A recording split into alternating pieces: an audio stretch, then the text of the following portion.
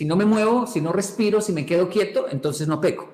Le dije, eso es lo peor que he escuchado sobre el amor, pero mi querido amigo, va a ser un éxito. Así que cante reggaetón. Ella es la más pragmática, la que toma notas, la que sí sabe la regla de oro que yo dicté. Ella sabe todo, ella no se le olvida nada. Yo soy el latino. Quisiera que nos hablaras, no sé si te acuerdas de esos posts que has hecho de los pecados personales. No, obviamente no me acuerdo. Desde que estamos pequeños nos ponen reglas que hay que cumplir para que nos acepten en nuestra familia, para ser buena niña o buen niño, reglas en la escuela, luego reglas en el trabajo, en el deporte. Hay reglas, porque si no hubiera reglas obviamente tendríamos un caos. Pero por otro lado, al crecer nos damos cuenta que hay reglas que hay que romper porque no nos convienen. Hay reglas que nos están apagando el corazón, cortando las alas y que simplemente nos convierte como en robots, como autómatas. ¿Cuáles reglas nos conviene seguir y cuáles reglas nos conviene romper? Y sobre todo, ¿cuál es la regla de oro? Yokoi Kenji está con nosotros para hablar de este tema. Episodio 184, comenzamos. El podcast de Marco Antonio Regil es una producción de RGL Entertainment y todos sus derechos están reservados.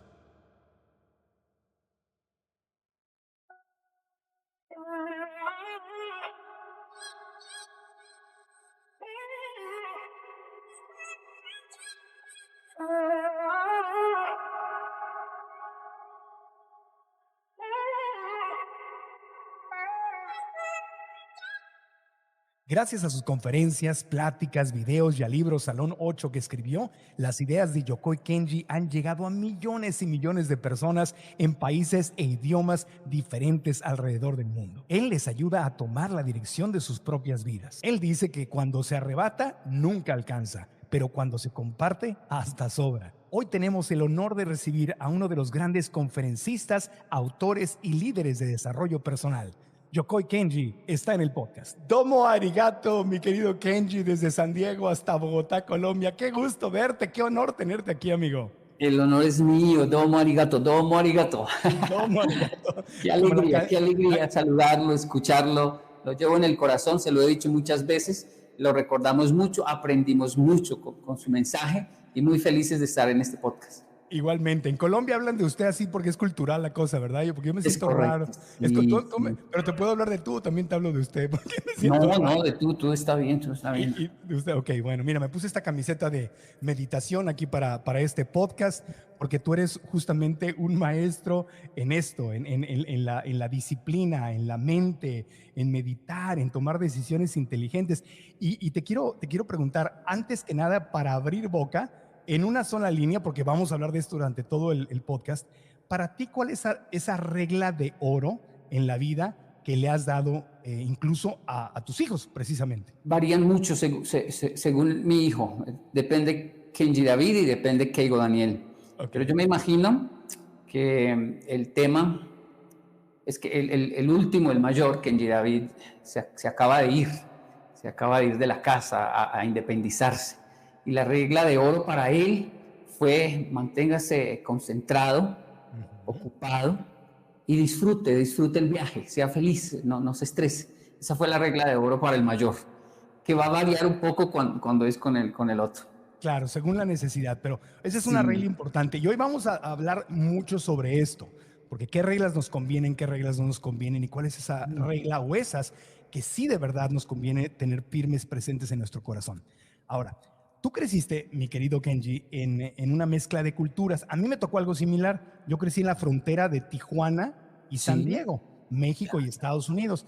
Y crecí viendo tele en español y tele en inglés, radio en español, radio en inglés, ideas estadounidenses e ideas mexicanas, que se oponían mucho. Ahora, tú creciste con una mezcla de Japón y Colombia, con Es un correcto. papá japonés y con una mamá colombiana, que yo no sé cómo se enamoraron, porque la cultura colombiana y japonesa son muy distintas. Cuéntanos de ese choque de culturas, de esas creencias y de lo que tú aprendiste de los dos y los contrastes que tuviste que te ayudaron a ser quien eres hoy. Sí, bueno, mi padre es un ingeniero, un gestor de calidad, es decir, tiene esa tarea dentro de la cultura japonesa, que ya es disciplinada, tiene la tarea de hacerla más disciplinada, de fiscalizar que todo salga muy bien. Es un japonés muy estricto para los japoneses, sistemático y cuadriculado para los japoneses. Y me imagino que para todos fue un asombro que un japonés de esta corriente tan fuerte de la disciplina tuviera la grandiosa idea de casarse con una latina que le fascina improvisar, bailar, cantar, que sale, no sabe para dónde, pero sale, vamos, ¿a dónde? No importa dónde, vamos, decía siempre mamá. En el camino vamos viendo a dónde llegamos, y cuando íbamos a hacer compras, ella nunca llevaba una lista, simplemente iba comprando y comprando, totalmente opuesta a mi papá, que le fascinaba hacer listas del domingo, de qué íbamos a hacer un domingo, y él quería tener la lista del domingo. Hasta para divertirse tenía que tener un plan de trabajo. Wow. Los japoneses, de hecho, son así, es su zona de confort, se sienten tranquilos y seguros si al final del día logran cumplir la lista. Sienten intolerancia, una fuerte intolerancia ante la incertidumbre.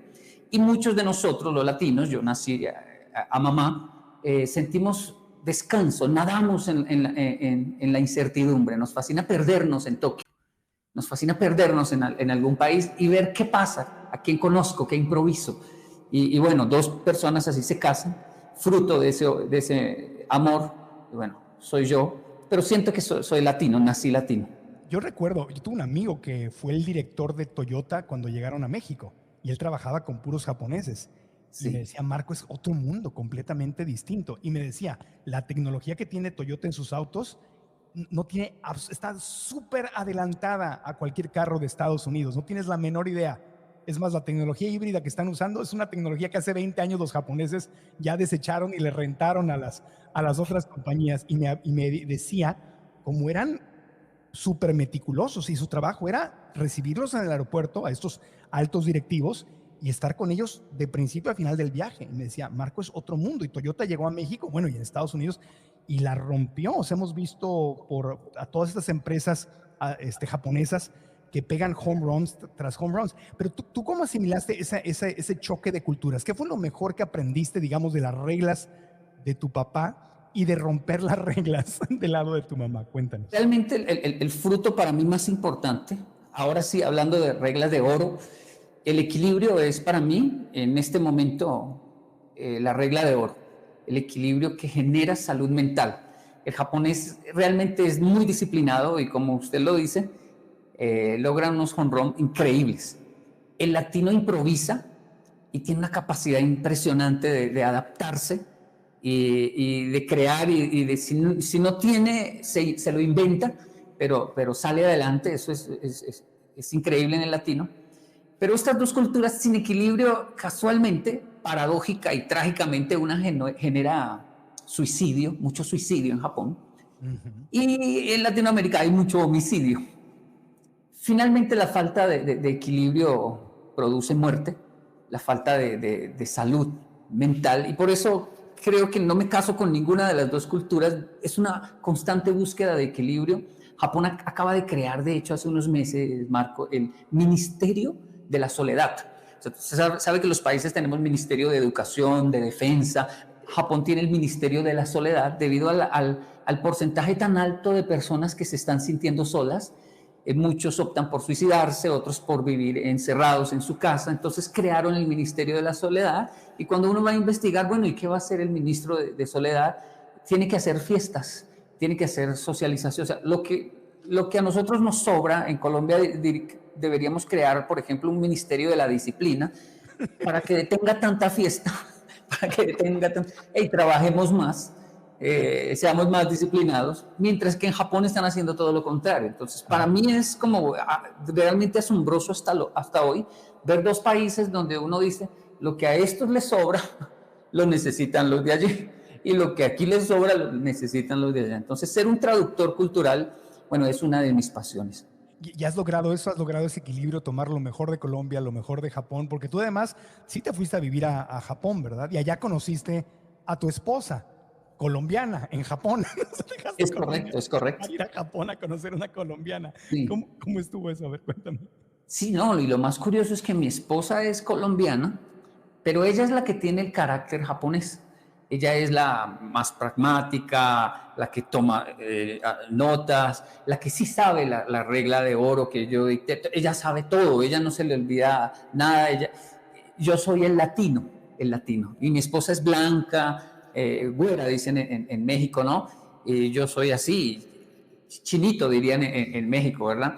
Y en realidad el latino soy yo, mi esposa es la japonesa, y por eso esto del equilibrio sí funciona. Hay muchos latinos que tienen ese comportamiento japonés y muchos japoneses que parecen latinos, que nunca llegan temprano a una cita. Hay muchos japoneses así también. Pero el equilibrio sí se logra, y cuando no solo en un hogar, que es muy bonito verlo en un hogar, pero también se logra en un proyecto, en una empresa, y fascinante verlo en la economía de un país, ¿no? Yo cuando conocí a Robert Kiyosaki, siempre lo cuento en mis conferencias, que me impactó mucho eso. Me dijo: Marco, es que América Latina, México, Colombia, Ecuador, América Latina, son países ricos con mentalidad pobre. Y Estados Unidos, Canadá, Finlandia, Suiza son países pobres con mentalidad rica. Y me acuerdo que eso, mi querido Kenji, por eso empecé a dar conferencias.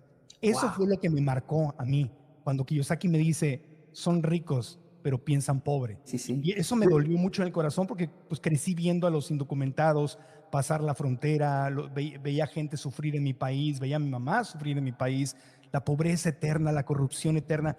Y me acuerdo que dije: aunque sea mi granito de arena, yo tengo que poner para despertar a mi cultura y poder avanzar. Y eso justo es lo que me suena que también sucede al comparar un poco la cultura japonesa con la cultura colombiana. Bueno, sí, lo que hizo clic en mi mente con esto de las dos culturas, donde vi una posibilidad de ser un puente, es que fui traductor, obviamente, por manejar los dos idiomas en Japón para la colonia hispanohablante. Y cuando llego a las empresas a servir de traductor, me doy cuenta que no es el idioma lo que se necesita traducir exactamente, sino la cultura. Los japoneses querían saber de qué se ríen los latinos. Si le estoy dando una bronca, ¿de qué se ríe? Dice: no, él no se está riendo, él está pidiendo perdón, sino que no se está burlando. Es un mecanismo de defensa, es reírse pidiendo disculpas. Y el japonés no lo podía creer. ¿Es en serio? Yo, sí, es en serio. Yo no vengo a defenderlo, soy el traductor cultural. Está muy nervioso, está muy asustado, está muy preocupado, pero se está riendo, me decía la policía. Sí, se está riendo, porque ese es su mecanismo de defensa. Pero él está tomándose las cosas en serio. Y luego traducirle a la comunidad hispanohablante: el jefe no es un ogro, no es un inhumano, sí tiene alma, sí tiene, solo porque no se ría, no significa que van a ver su parte humana, solo denle en tiempo. Es que cuando están trabajando, los japoneses trabajando, no escuchan ni música, pero se van a dar cuenta que son personas supremamente humanas. Y bueno, ser traductor de esta cultura comenzó poco a poco a profundizar más en los patrones de comportamiento, y fue una escuela para mí, una escuela de mi cultura latina, y también, por supuesto, del país que estábamos como extranjeros, como extraños allí, Japón, un país impresionantemente profundo en su cultura. Lo interesante es que cuando los latinos, que tenemos creatividad, sentido del humor, capacidad de adaptación, capacidad de improvisación y todo, cuando aprendemos un sistema de un país diferente, sea Alemania, Japón, Estados Unidos, nos convertimos en imparables. Los latinos que vienen, por ejemplo, a Estados Unidos y que aprenden el sistema de trabajo de Estados Unidos son los mejores empleados. Muchos de ellos se convierten en superempresarios y les va muy bien. O sea, este equilibrio de las dos culturas, ¿verdad? De la disciplina y además sin perder el corazón latino, ahí es donde tenemos la lotería. Sí, es verdad. Hay varios factores. Uno es ese, que aprenden una nueva perspectiva, pero tienen otra. Es decir, ya son dos perspectivas, dos prismas distintos para ver una realidad, y esto los hace empáticos, flexibles y bueno. Pero la otra es que el inmigrante, y un saludo a todos nuestros inmigrantes en el mundo, viene con un corazón deseoso de tener éxito, de salir adelante, viene con muchas promesas y no tiene dónde huir. Es decir, cuando está en un país extraño, él no puede decir: pues dejo todo botado y me voy para donde mamá, mi abuelita. Cuando uno está en su país, en su casa, tiene dónde ir a refugiarse, pero cuando uno es inmigrante, no tiene dónde ir y no necesita ni despertador. Uno se despierta en las mañanas asustado solo de pensarle el día que tiene que enfrentar. El corazón inmigrante es supremamente fuerte, como está haciendo ahora con nuestros hermanos venezolanos en Colombia, los cuales nos superan, por supuesto, en cuanto a su tenacidad. Y la gente dice, pero ¿por qué trabajan tanto? Dicen lo mismo del mexicano en Estados Unidos, pero esta gente, ¿cómo trabaja? Claro, no están en casa, no nos sentimos en casa, nos sentimos en una misión y no podemos ni dormir. Así que está también ese factor interesante. Y pasa dentro de los mismos países cuando la persona de la ciudad más chica o del pueblito se va a la gran ciudad. Se va a Bogotá, se va a Ciudad de México, se va a Quito, se va a Nueva York, a Los Ángeles. Total. Llega el inmigrante del mismo país y me la vengo a jugar a esta selva de concreto y salgo porque salgo. O sea, es un clic mental, es un cambio mental que ocurre. Claro. Y no lo haría en su tierra, es lo interesante. Yo siempre le decía, mi hijo va a lavar la loza en otras casas. En mi casa tengo que decirle que lave los trastes. Dicen, no, pero en otras casas él lo va a hacer. En la casa de la novia lo hacía, porque en casa ajena uno se porta muy bien. Exactamente.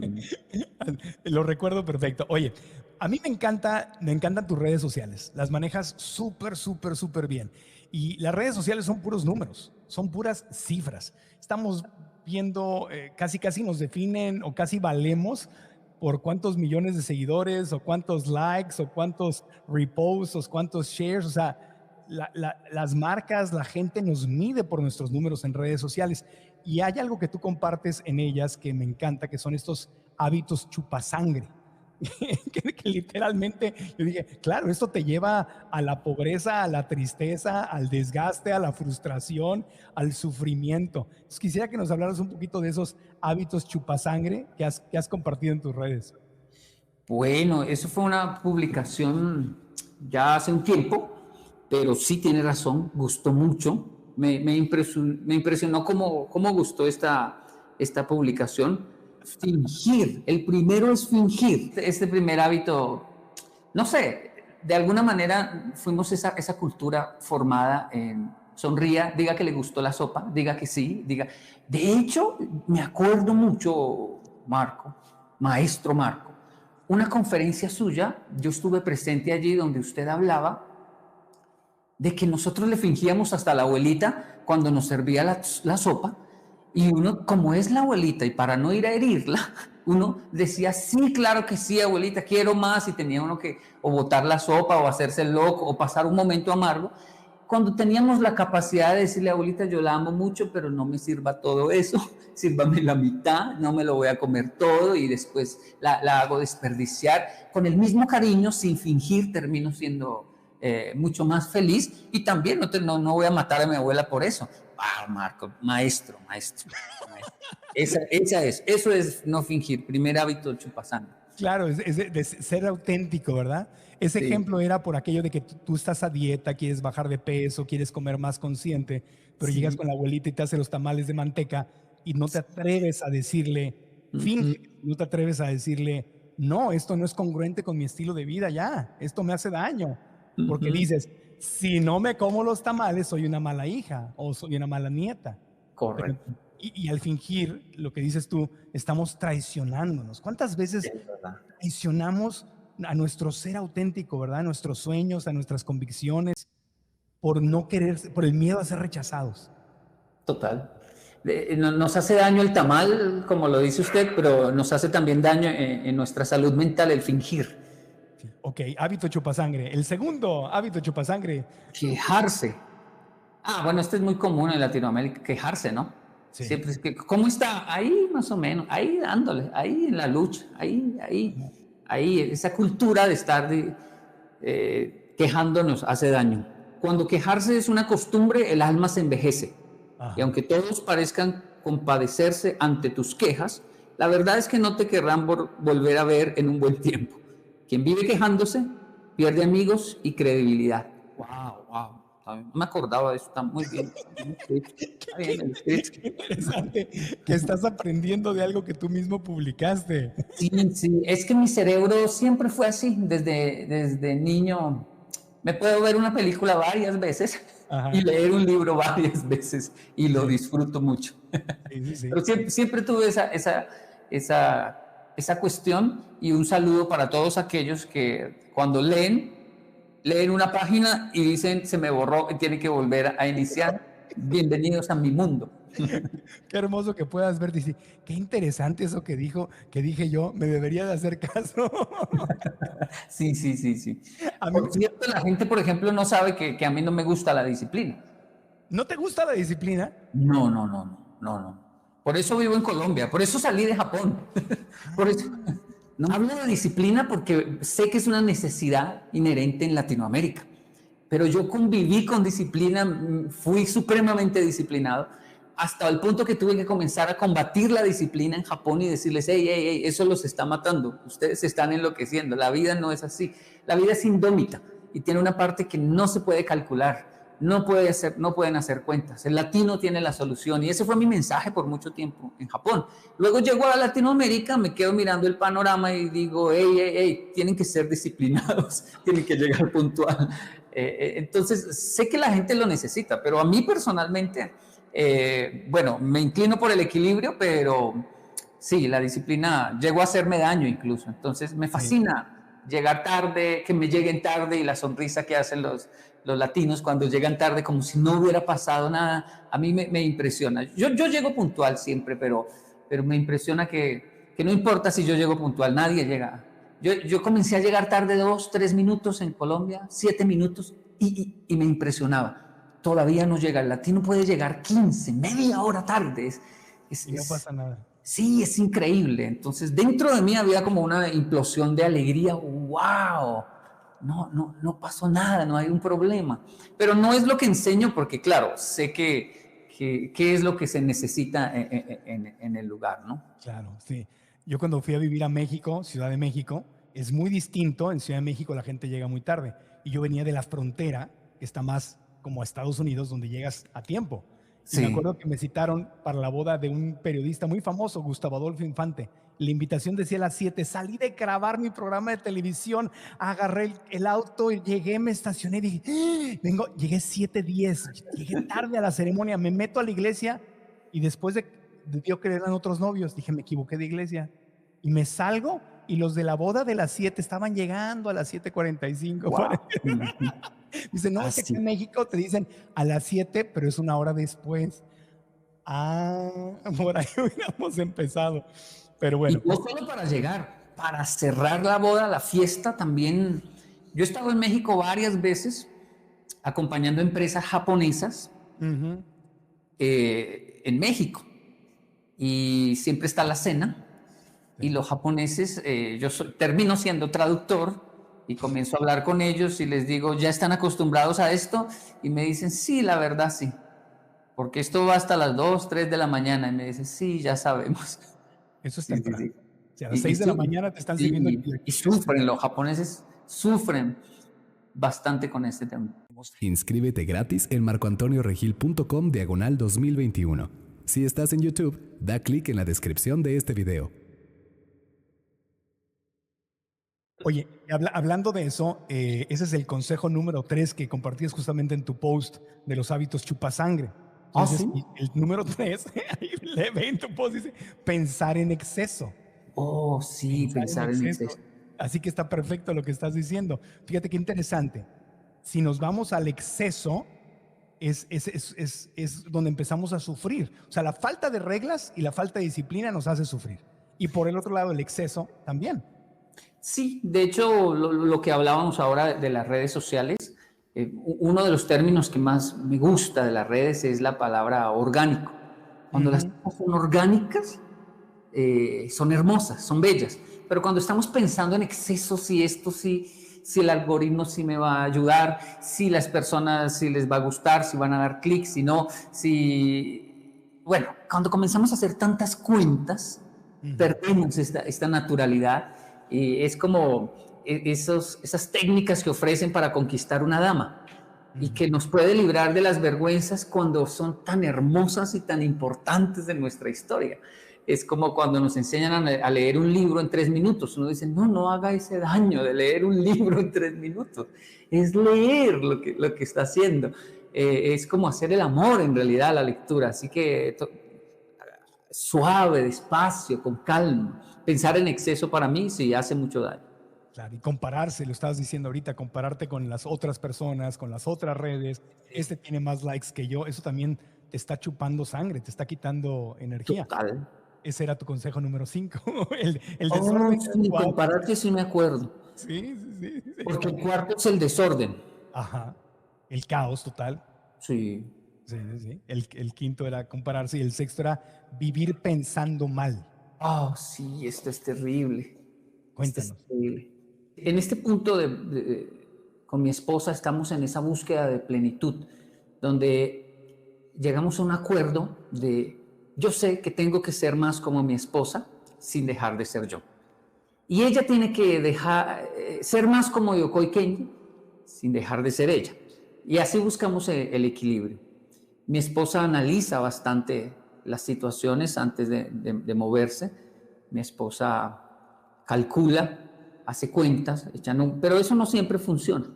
Y siempre está pendiente de que no nos vayan a engañar, a mentir, porque eso, para que no salga un pelo en la comida, ella siempre está pendiente de esas cosas.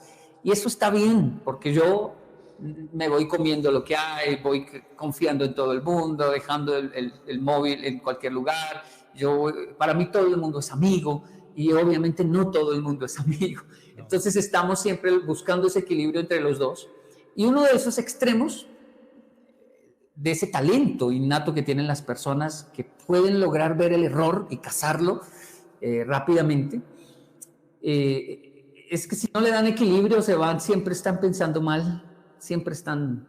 Sí. Y termina aconteciendo, no sé, pareciera una ley de atracción ahí que lo malo que tanto piensan, justo les acontece.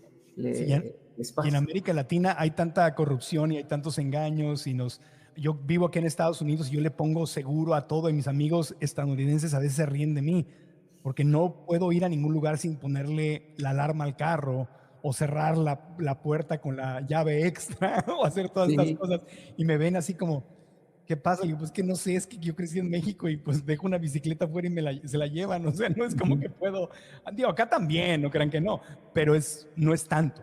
Y sí crecemos con esta desconfianza y esa desconfianza nos puede cortar también las alas, o sea, vivir pensando que me van a fregar, ¿no? Que alguien se va a pasar. De hecho, esa era una de las propuestas que le hacíamos a nuestros jóvenes japoneses visitantes en el lugar donde viví 15 años, que es como una comuna, un asentamiento, y yo les decía, hey, tienen que cuidarse de que los roben, pero los van a robar.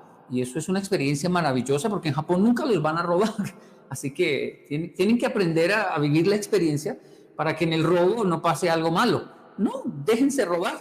Y van a poder un día decir, hey, yo estuve en Colombia y me robaron. Y eso es grandioso también. ¿Qué tiene de malo si a muchos roban, que sea yo uno de esos? Entonces preparaba a los japoneses y no los robaban porque el ser humano entra en un momento de tanto miedo que habla en su idioma. Y como hablaban en japonés, los ladrones se quedaban paralizados también. Y algunos decían, oh, Chucky-chan, y se iban corriendo. Ellos me contaban esas cosas. Pasaba muchas veces y yo decía, oiga, no han robado un japonés. Porque el ladrón queda paralizado al ver bueno, es que en Colombia no hay mucho extranjero, obviamente por el tema de la fama y todo eso. Y en estas comunas que yo vivía menos, entonces sencillamente hasta los malandros, decimos en Colombia, los pillos, se convertían en niños al lado de un japonés y quería saber, no quiere robarlo, quiere que hable en japonés, que le escriba su nombre en japonés, quiere llevárselo para su casa, quiere cuidarlo ahora, ¿no?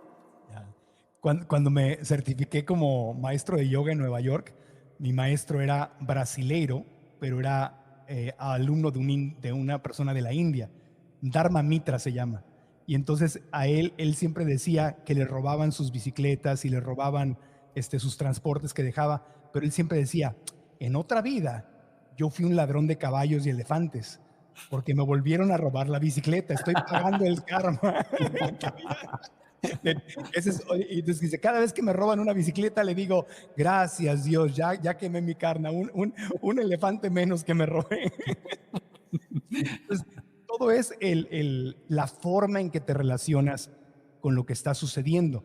Y ahorita hablabas del miedo, que es un tema súper importante y que nunca será suficiente hablar del miedo, porque el miedo está todos los días.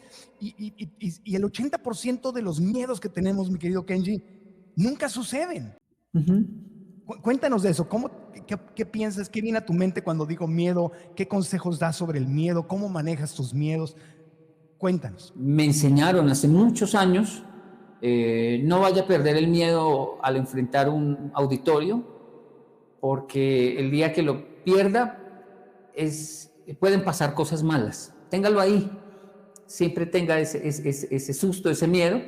La gente no lo nota, claro, ya tenemos de alguna manera tanta experiencia que al pararnos al frente la gente dice, no, usted estaba feliz, riéndose de todo el mundo, pero no se imaginan que hay un miedo constante, que de hecho uno llega a ir al baño antes de subirse a dictar una conferencia, de las náuseas, del miedo que siente, pero usted, sí, yo voy al baño del miedo que me da. Y creo que es importante no perderlo, no permitirle que nos domine y controlarlo, pero que siempre está ahí porque finalmente es un rasgo muy humano.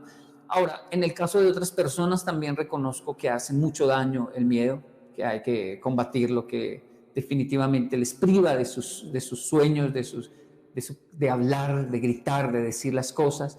A nuestros hijos siempre les enseñamos, hey, no pasa nada, puede contar lo que sea, vamos a enfrentar lo que sea aquí en Colombia, donde sea.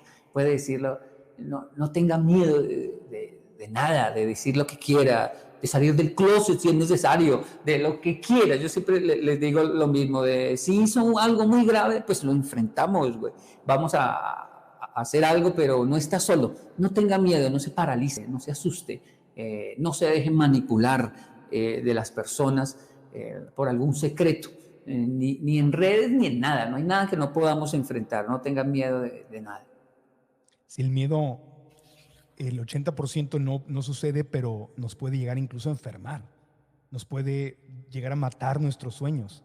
Y el miedo viene muy acompañado de eso que decías, Kenji, de me siento solo, porque la mente piensa, me está pasando solamente a mí, no hay una solución, ahora sí ya no tengo cómo solucionarlo.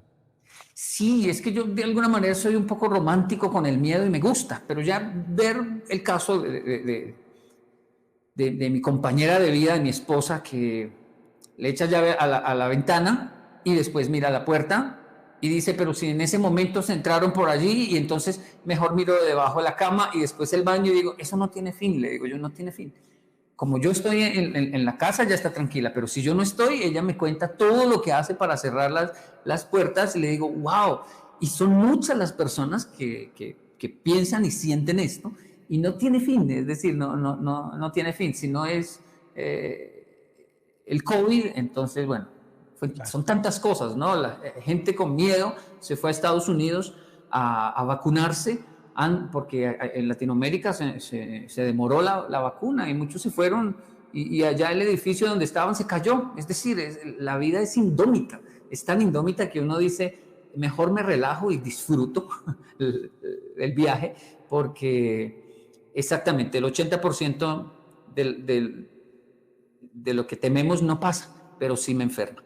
Oye, quiero hablar de otro tema que también has compartido en tus redes sociales. Tú hablas de los pecados personales, así como los pecados capitales, pero de los pecados personales, porque al final del día pecar, digo, a mí me gusta mucho estudiar de espiritualidad y religión, y leí por ahí que pecar no es otra cosa más que fallarle al blanco. Sí, no le estoy dando al blanco, o sea, no es tan grave, simplemente le fallé al blanco. Estoy pecando, me estoy equivocando, o sea, le estoy tirando a donde no es. Y todos pecamos, o sea, todos nos equivocamos, pero solo algunas personas toman esta misión de trascender, de transformarse, de verdad ir más allá y cambiarse. Entonces, quisiera que nos hablaras, no sé si te acuerdas de esos posts que has hecho de los pecados personales.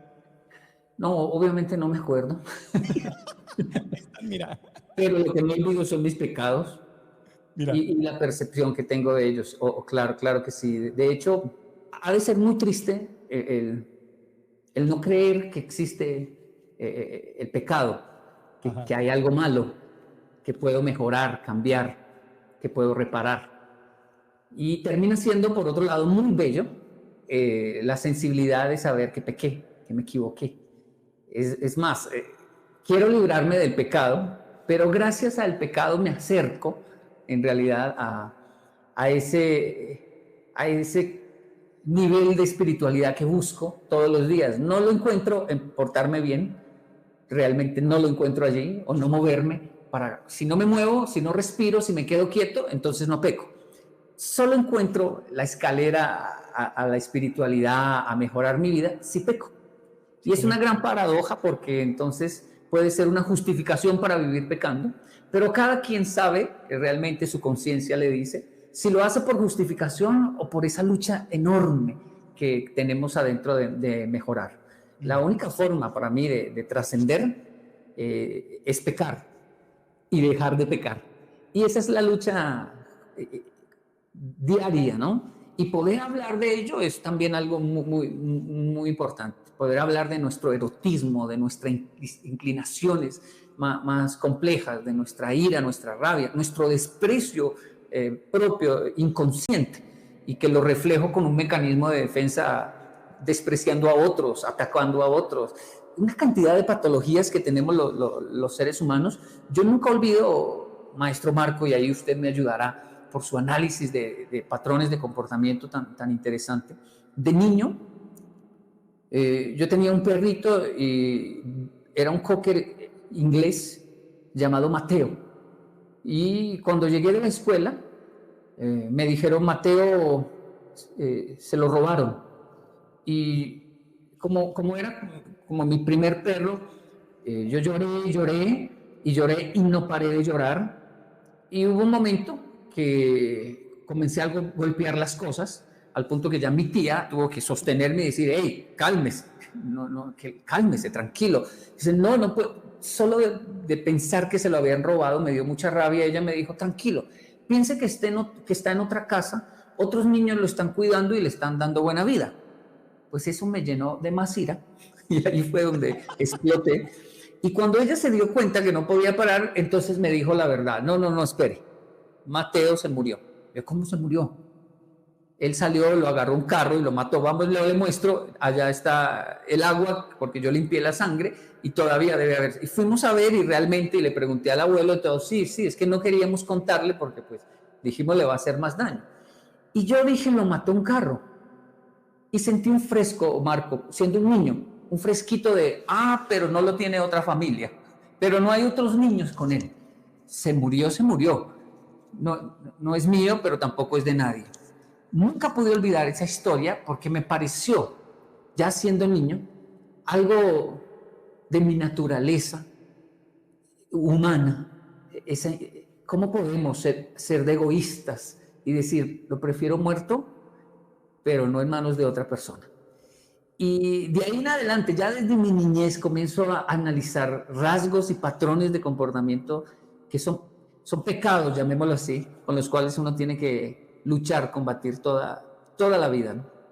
Sí, la envidia, los pecados capitales son soberbia, avaricia, lujuria, ira, gula, envidia y pereza. Entonces sí, la envidia es como en las novelas, ¿no? O en las canciones, mejor muerta que seas de alguien más, o mejor me muero que verte con alguien más, o esos dramas.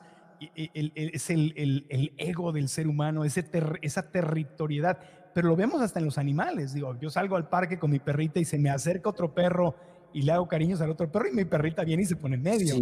Este humano es mío. O sea, y esa territorialidad nos hace sufrir mucho,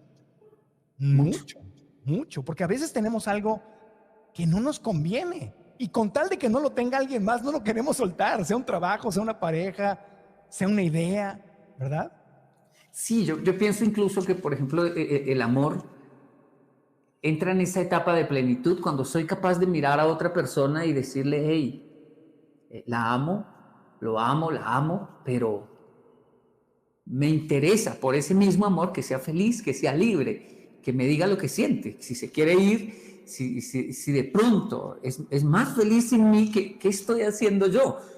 En mi adolescencia jamás podría haber dicho eso, pero cada vez llego a un estado de plenitud donde puedo mirar a mi esposa a los ojos y decirle, ya no me voy a morir, y simplemente tomé la decisión de estar aquí y quiero que esté aquí, pero ya no son los niños, ni es la sociedad, ni le debemos nada al tatemae, se llama en Japón, nuestro rostro frente a la sociedad o a la iglesia, no, es una decisión real, auténtica, sin ningún rasgo de envidia, y es delicioso amar así, es delicioso saber que estamos ahí porque queremos.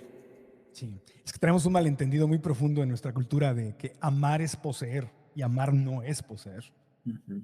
Amar es soltar. Pero en las canciones románticas no te dicen eso, eres mía. Es más, te dicen, si no te tienes celos es que no te ama. No, espérame. Tenemos los cables completamente cruzados, mi querido Kenji.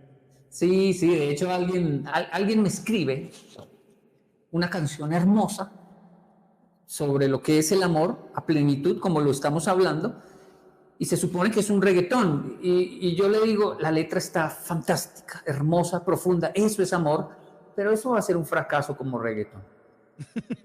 Cámbiale eso, métale algo más sucio, más puerco, más cochín, métale algo y entonces la cambió, la hizo horrorosa, habló de traición y literalmente le dijo a la mujer en la letra, yo no sé qué va a pasar mañana, pero hoy yo voy a gozar contigo y punto. Y yo les respondí, le dije, eso es lo peor que he escuchado sobre el amor, pero mi querido amigo, va a ser un éxito. Así que cante reggaetón. Tengo dos cositas más, una pregunta, y quiero que hagamos un jueguito, porque soy conductor de programa de concursos, entonces siempre me gusta que juguemos a algo. Pero una pregunta muy importante, yo sé que tu abuelo Jaime fue una parte muy importante en tu vida. Quisiera que nos contaras, nos compartieras por qué fue tan importante y qué fue lo que aprendiste de él y que vive dentro de ti, porque cuando amamos a alguien y nos enseña algo, no se van, se quedan siempre, más allá de que estén o no estén en este mundo físico. Platícanos de él. Sí, bueno, el abuelo Jaime es un paisa, así le decimos a las personas que son de una región de Colombia. Era un comerciante, siempre estaba vendiendo cosas y hablando, y nunca retenía su riqueza, siempre la estaba haciendo circular, regalando todo, pero le llegaba más y estaba siempre en movimiento. Y yo viví pocos años de mi infancia con él, pero me voy a Japón con esa imagen de mi abuelo, un samurái colombiano, a vivir ahora de lleno, de pleno en Japón con mi papá, japonés, completamente diferente, otro samurái, pero ejecutivo, disciplinado. Ya mi abuelo era el informal.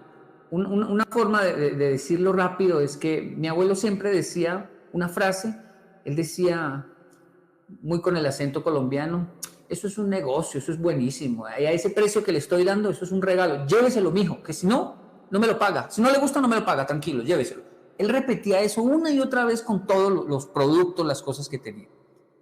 Cuando él cae enfermo con cáncer, yo lo visito y mi abuela me cuenta cómo le parece que su abuelito me hizo planchar todas las camisas, los pantalones y que se los pusiera ahí frente a él para mirarlos, porque él ya no puede caminar.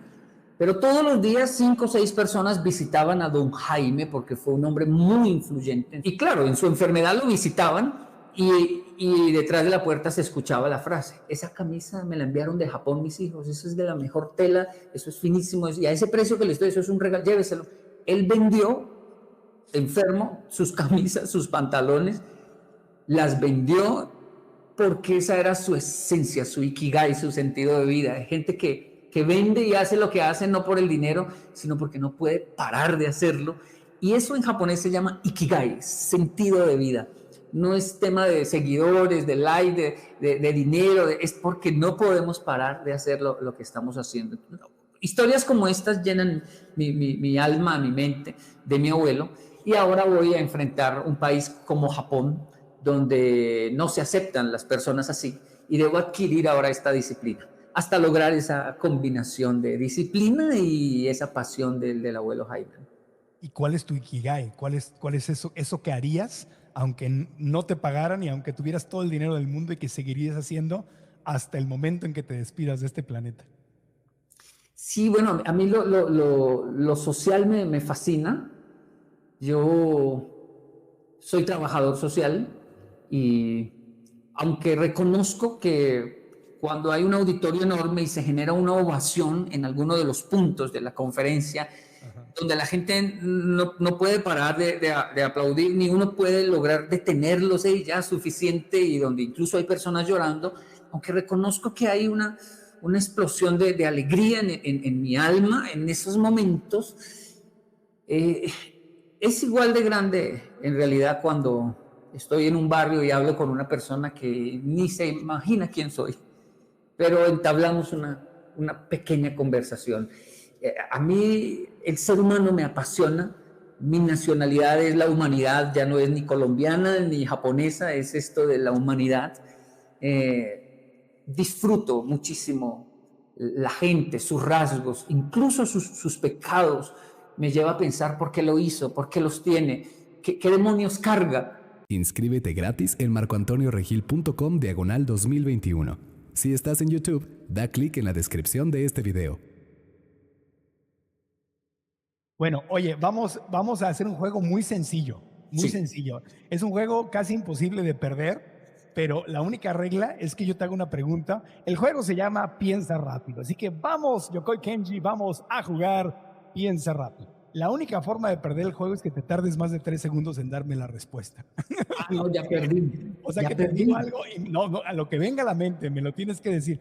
Pero son puras cosas tuyas, son puras cosas que te van a... Son tuyas. No puedes perder, Yokoi Kenji, no puedes perder. Venga. Entonces, fíjate, primera pregunta, fácil. Platillo japonés que no te guste, que no te lo comes ni que te paguen. El natto. ¿Qué es eso?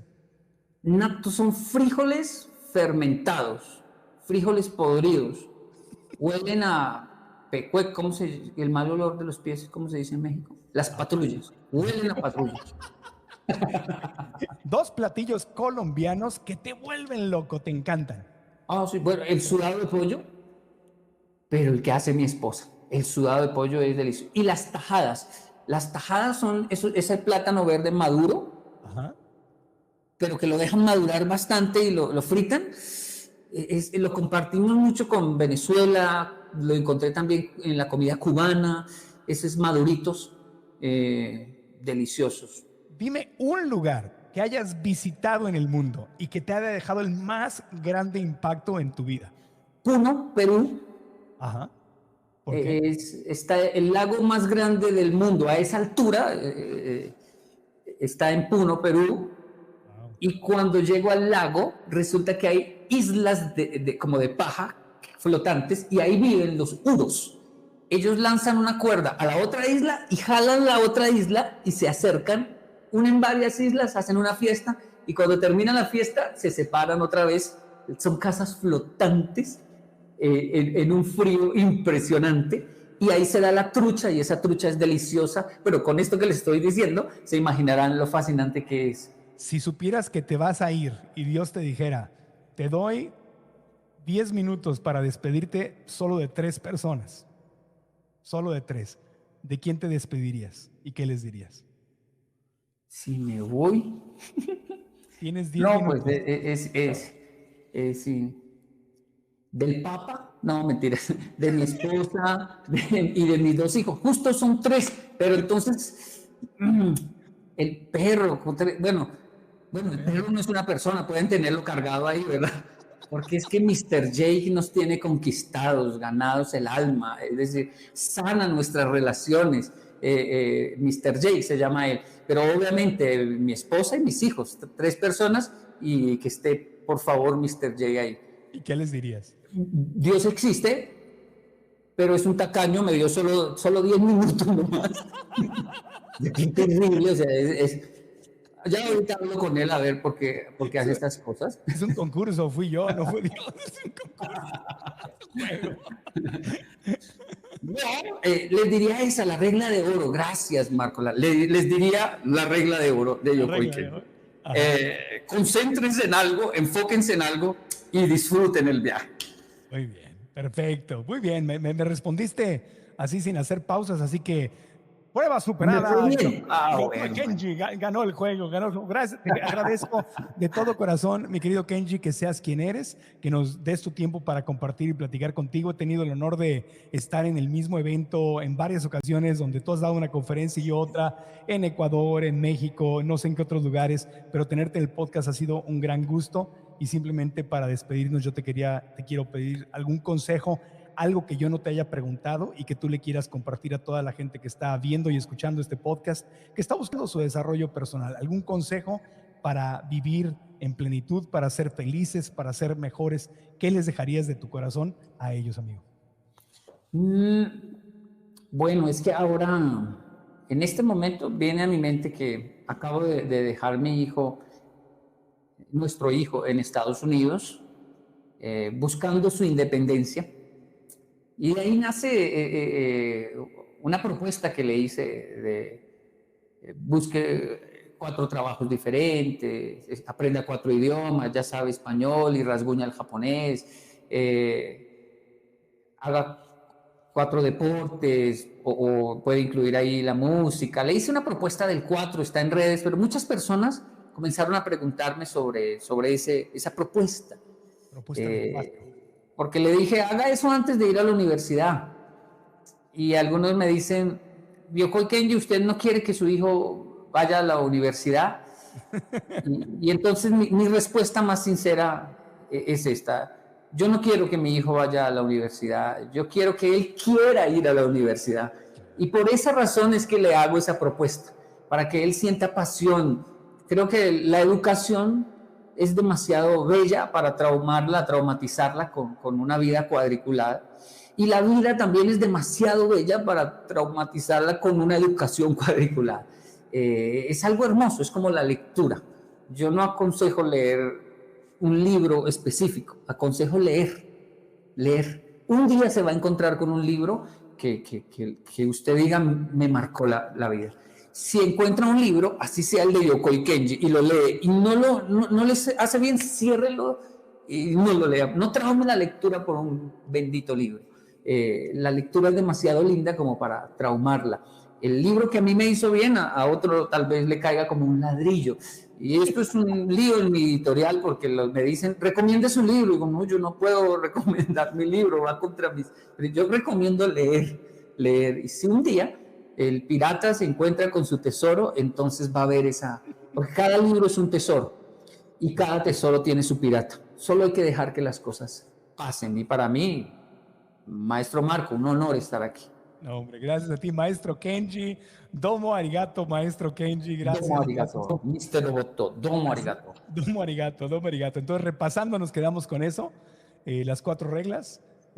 Probar 4 idiomas, 4 deportes, 4 países, 4 disciplinas y la regla de oro, mantente ocupado y disfruta. Correcto. Firma Yokoi Kenji.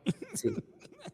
Gracias, amigo. Abrazos con mucho amor a Colombia y a toda tu gente. Y si hay algún japonés viéndonos, también, o escuchándonos, también. Gracias. Te abrazo.